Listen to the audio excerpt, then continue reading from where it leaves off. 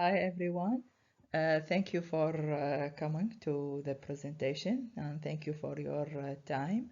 As part of my assessment for the town's network, today I will present the essential principle required to optimize and safeguard the network's assets.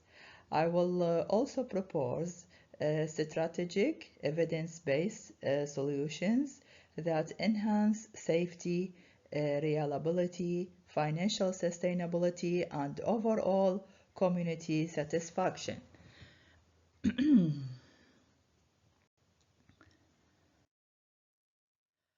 This presentation provides an overview of the current state of the Council, which manages around 1,000 kilometer road network and 30 bridges in a coastal local government area.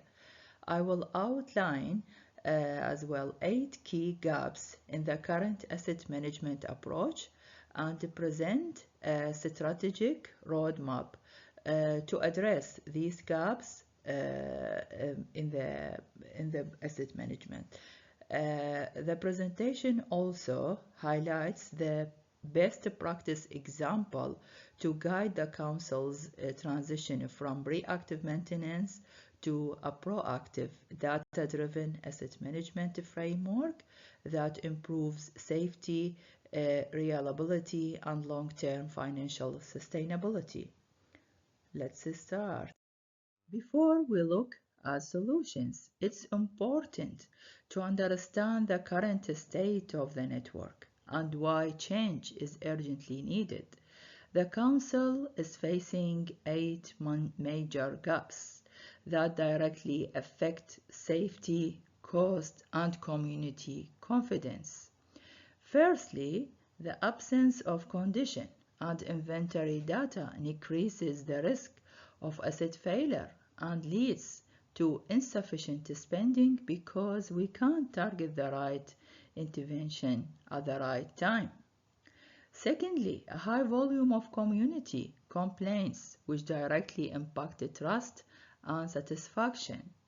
Third gap, because the network has no road hierarchy or level of service, all roads are essentially treated the same.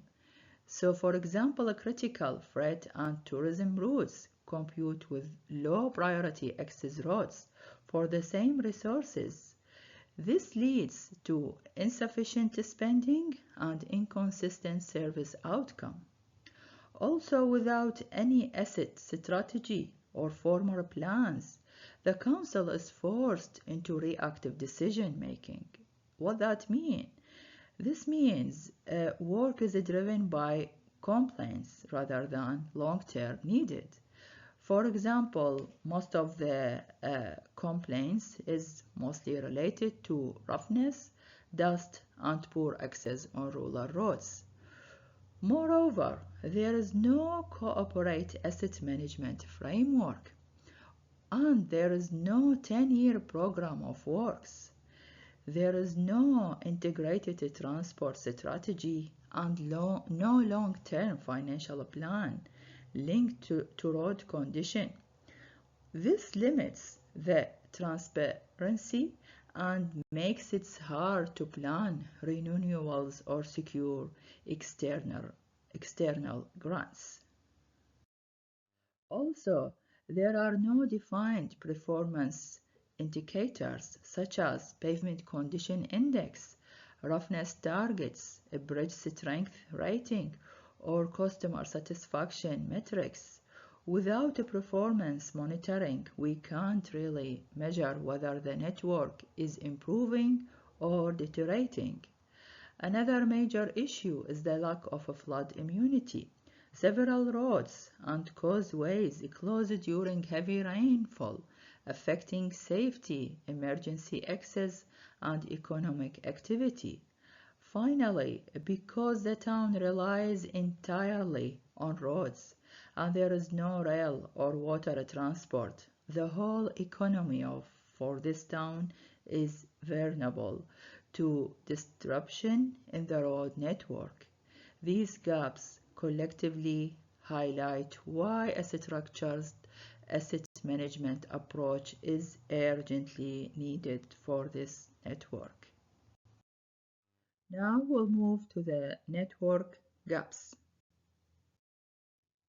So our first gap and biggest gap is the lack of fundamental asset data. Without condition traffic flood information, the council is forced into reactive maintenance.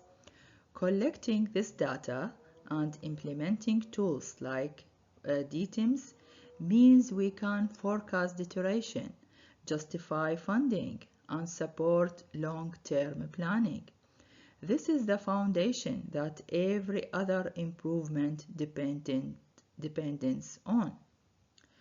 The second gap is also one of the major gaps is the community expectations are not clearly defined or measured. At the moment, we only hear from the community when things go wrong through complaints about dust, roughness, flooding, or narrow roads. But this reactive method doesn't tell us what people actually value most or what level of service they are willing to pay for. By developing a clear community expectations framework, the council can link technical decision with what the community actually needs. This includes setting level of service that are affordable, explaining to the community what can realistically be delivered, and using that input in the prioritization model. Ultimately, this gap matters because a technically perfect plan still fails if the community doesn't support it. By engaging early and aligning decisions with community expectations, we build transparency, reduce conflict, and deliver a road network that reflects local priorities. The third gap is the backbone of strategic asset management, which is there is no road hierarchy for this asset management. So the road hierarchy it's allow us to set different service level for different types of roads, ensuring our limited resources are directed to the most important corridors like the 30-kilometer connecting roads while still maintaining rural roads at a fit-for-purpose standard. The fourth gap, there is no corporate strategic document. Without these documents, Council cannot plan ahead or justify funding. Creating a complete cooperative planning suite will align community expectation with engineering priorities, secure funding, and deliver a consistent long-term road map. The fifth gap is there is no 10-year program of work. A 10-year program creates stability and confidence. It helps council forecast costs, reduce reactive spending, and ensure high-risk sections like narrow rural seals and flood-prone causeway are addressed systematically. The sixth gap is there is no performance indicator. The performance indicators allow us to measure what matters, for example, pavement condition, roughness, safety, funding adequacy, and bridge strength. This turns asset management into a measurable, accountable disciplines. The seventh gap is there is no adopted maintenance standard. The maintenance standards are essential. They ensure timely potholes repair, proper drainage, and safe shoulders. These standards reduce long-term costs and improve customer satisfactions. Also, the eighth gap is organization challenges and change challenges. Always change will bring challenges. So if we apply all those changes, staff may resist new system. Counselor may expect political prioritization, and the community may expect a quick result. A structured capability and change program ensure we bring everyone along and embed asset management into daily practice. If we address all the 8 gaps, so this is the summary of the benefits for the network. We will get a safer road, lower lifetime cost, reduce flooding closure, improved freight and tourism access, transparent, fair decision making, also stronger grant applications, higher community satisfaction, sustainable financial planning. So here I just collect some proven results from other councils when they address the gap area that I mentioned earlier, which is the eighth gap area. Let's start with the city of Greater Geelong. When they completed full network condition audit, 18% reduction in renewal backlog and improved predictive modeling. Also, when Shoalhaven City Council introduced annual community satisfaction surveys, complaints reduced by 30% and a clearer level of service prioritized established. Also, the Shoalhaven City Council implements 6-level hierarchy.